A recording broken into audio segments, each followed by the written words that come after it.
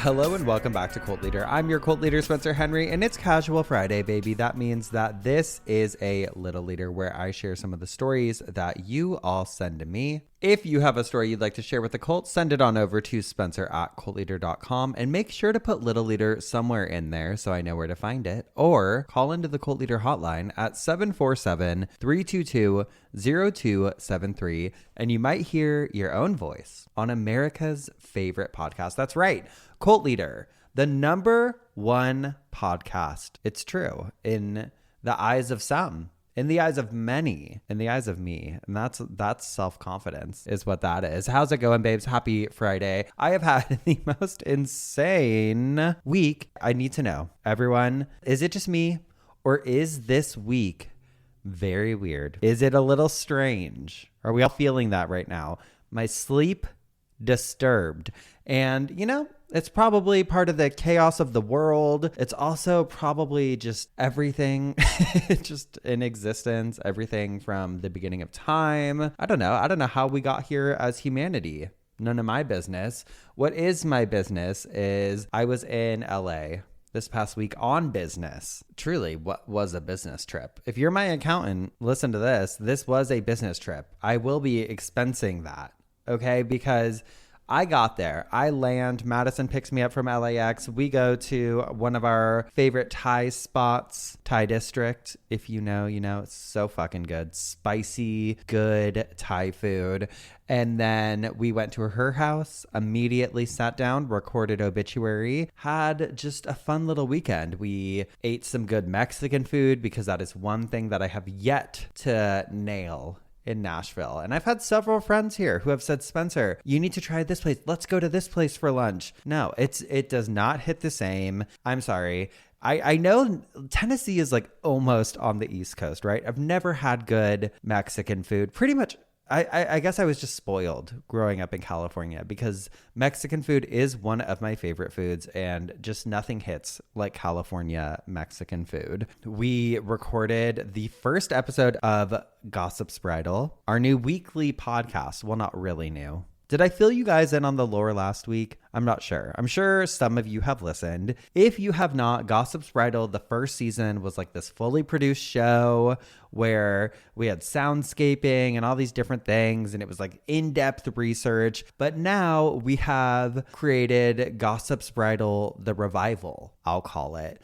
where Madison and I are getting together every week for some hot goss. This comes out on Friday. That will be out tomorrow. The first episode is already out, but we're going to be out with a new episode, brand spanking new, every single Saturday, filling you in on all the hot goss. It's kind of like pop culture, kind of just me and Madison yapping, chatting with one another. But I'm really excited about it. I think we both are. And I'm excited for you guys to listen to it. So you can follow it on YouTube, Gossip's Bridal, and listen wherever you typically would listen to a podcast. It was actually crazy. So like right when I land in LA, I'm sitting on the plane. I'm bored, right? I'm scrolling through TikTok and it's talking about all these alleged bomb threats on the West Coast. And I said, of all times, really, now's the time. And people were like, avoid LAX, avoid Disneyland, which were two places that I knew I was going to hit. And so we went to Disneyland on, what day was it? I got there Wednesday. We went to Disneyland on Friday. It was Friday the 13th. Already a little superstition in the air, right? And I was like, okay, is this going to be weird vibes going on? We get to the park. It's pretty empty for Disneyland. For Disneyland, pretty empty. Still so many fucking people. Too many people. But it was quieter than I feel like it normally would be on a Friday, especially because a lot of people are on spring break right now. And we were wondering, we're like, is this because of the bomb threats on the West Coast right now? But nothing happened. Well, a lot happened. Ate a lot of Disney carny food. Went on some rides. I had a great time. Also, if you go to Disneyland, go in the single rider line. Okay, set your pride aside. It's much more fun to not stand in line for fucking hours, because that is what happens at Disneyland. You're maybe getting on 3 rides when you go to Disneyland these days. Remember the good old days? You could go on a bunch of things, or you get a little fast pass. Now they're charging if you want to do a fast pass per ride. Give me a break. Okay. Well, actually, we were curious when we were at the park. I was like, I wonder what the electric bill is at Disneyland, because it's got to be just fucking insane, right? And it is. $100 million a year or something on their electricity. So I understand, I guess, the prices, but not really, because they've got to be making just like a killer profit, right? I digress. Still had a great time. I still love going to Disneyland. I think it's fun. I also get, there's people out there who aren't the biggest fans. I'm marrying one of those people, and I get it. I can wrap my head around not wanting to be in a big crowd in the heat and stand around in lines all day, but there is just something nostalgic about it that I really like. But I also didn't grow up with it. I think it kind of hits different when it was like a special treat vacation as a kid. Versus, we only went a handful of times as a family. My mom was not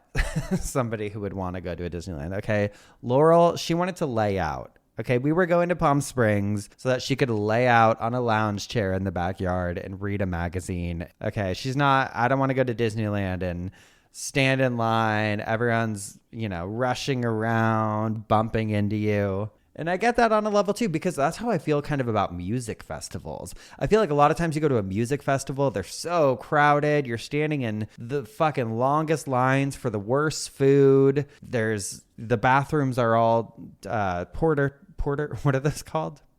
Portable? What? Porta potties. Porta potties. Who wants to use a porta potty? Smell terrible, gross, you never feel clean. I don't know. That's my gripe. All right, moving on. Oh, I get home fucking Saturday night, right? Sunday, what happens? We get a tornado warning. Yeah, I went from one extreme to the other. And when I had gotten home, like Sunday, we were out running errands in t-shirts. It was warm as all get out, sunny, totally fine. Sunday night drops 50 degrees.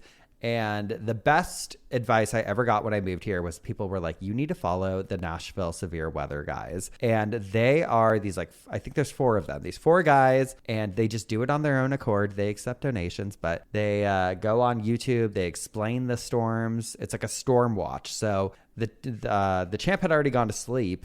And I was like, I'm not going to sleep if there's a tornado warning, because I will sleep through anything in this. I could sleep through a tornado. And so I stayed up and I watched it. And then around 11 o'clock, they were like, okay, it's past. If you're in this county, feel free to go to sleep. And so I did. But there was this crazy thunder and lightning, which is something that I'm really loving about living in the South, because when it storms here, it fucking storms here. And, if you're going to give it to me, if you're going to give me that weather, I want all the fucking dramatics that come with it, right? I want to see the lightning. Give me a fucking show, honey. Okay, I want to see the fucking show. I want all of it. I want the house to shake. I want the sky to be flashing and all of the dramatics that come with it. I don't just want, it's kind of gray and rainy, because I grew up with that. All right, I grew up in the Bay Area. We had that Pacific Northwest weather sometimes, where it just be gloomy for nothing. You don't even get anything out of it. At least here you get a little bit of a show.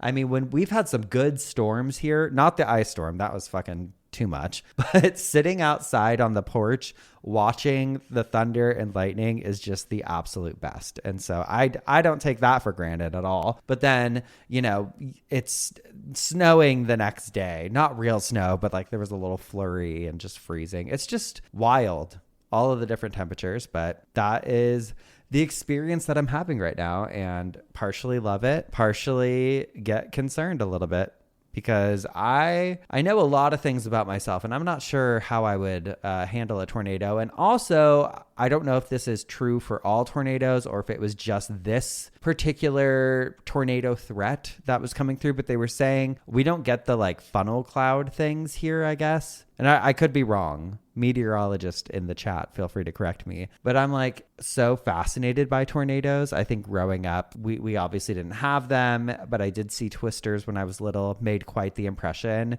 It gives you that little bit of like anxiety mixed with excitement when you're watching it. And I've always pictured like seeing a funnel cloud and how just crazy that would be. But from what I've read, from what I gather, we don't even get that. It just kind of happens. So I don't know. I digress. I'm just learning as I go along, but it's been, that's the weather. The weather report with Spencer Henry. Sorry. Anyway, can we get to what matters, Spencer? Yeah, we can. And what matters is I got to spend all day yesterday going through fucking FBI files for an episode that I recorded yesterday that will be out in 2 weeks. And it's a case from 1991. That's your hint. I'm really, really excited for you guys to hear it. I'm really proud of the episode and the research that went into it. I feel like I hit every point. So really excited about that one. This week, what we have, the 11-year-old story. That's a gnarly one. And that just went out today at time of recording. So I haven't seen much of a response yet, but curious to see what everyone's thoughts are on that one. But for now, I'm going to turn it over to you guys. I have some emails, good old classic emails. And don't forget, if you want to write your own email, you can send it to spencer@cultleader.com. And someone actually sent in an Am I the Asshole? And they wrote, Dear Spencer and Madison, she's not here, but she's here by proxy. Longtime listener, first time caller. I love you both so much. You keep me company on long days delivering mail in rural Maine. I'm writing because I'm hoping you guys can give me your opinion on whether or not I'm the asshole. It's kind of a long story, so please forgive me and cut it if you have to. I decided to go no contact with my mother around 6 years ago. It was a really difficult decision, but for my mental health, I thought it would be for the best, and quite frankly, it has been. There are moments where I really miss her, but more often than not, I don't, and I feel so much more mentally stable without her in my life and my children's lives. I'll spare you all of the horrible details, but let's just say she has unsuccessfully tried to sue me so that she could gain custody of my children as a form of manipulation to end the no contact, not because my kids were in any danger. Fast forward to now, her sister, my aunt, passed away. I haven't seen my aunt in probably 15 years. She wasn't the nicest human. When she was with my mom, she was extra mean. My family members are now reaching out to me to provide comfort to my mother for losing her sister. I don't want to. It feels like I would be comforting my bully because another bully has died, but I have this weird sense of obligation to fix the family. So can you tell me, am I the asshole? Thank you so much. Love you. Mean it. And I'm going to leave you anonymous just in case you want to be anonymous. That's really complicated. Obviously, I have no, I'll give you my opinion. I have no formal training in anything other than talking. I guess I'm a formally trained talker, professional yapper. Here's what I think. I think you don't have to.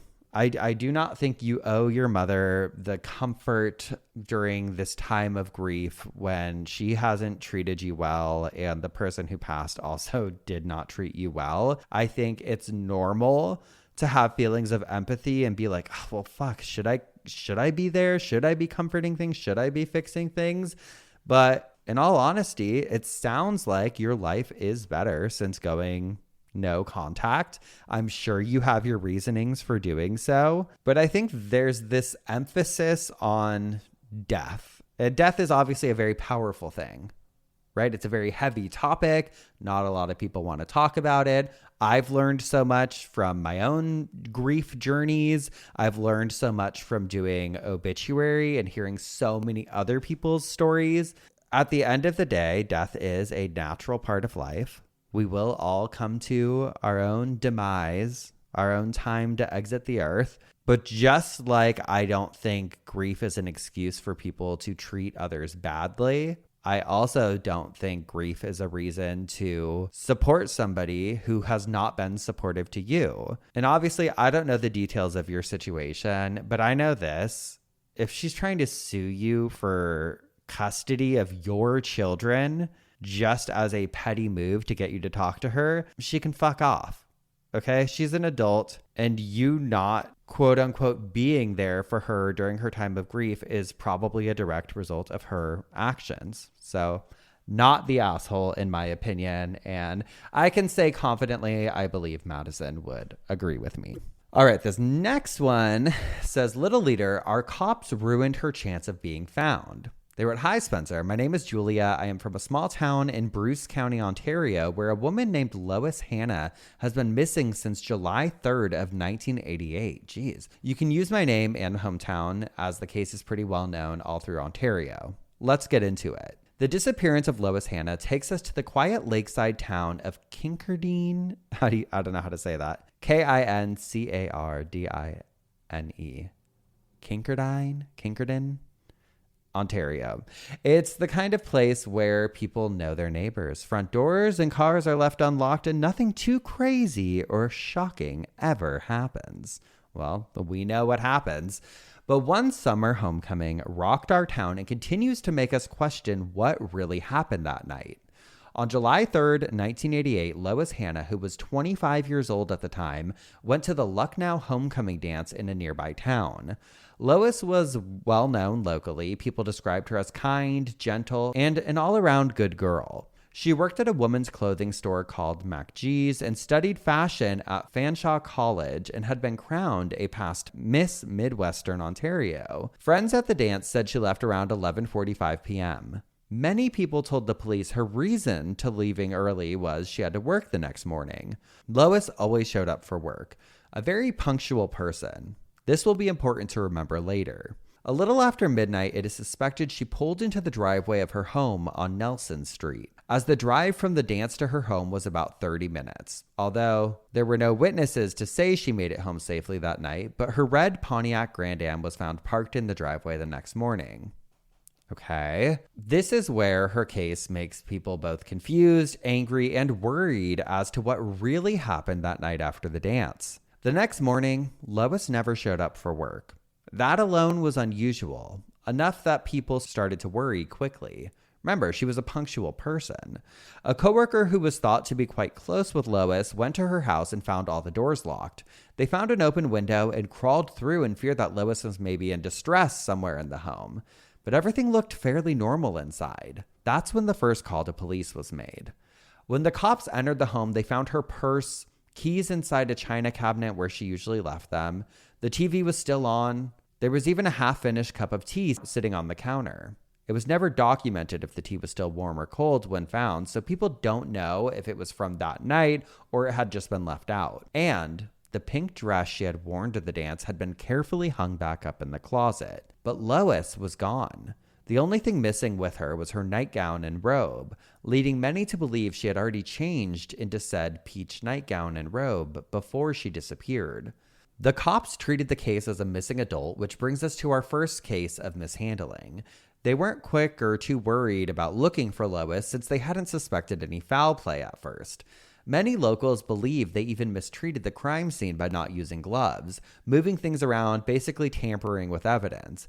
Because the police were such fuckasses about the whole thing, Lois's own brother was the first to conduct search parties, to which the police were no help, and they used the house as a home base.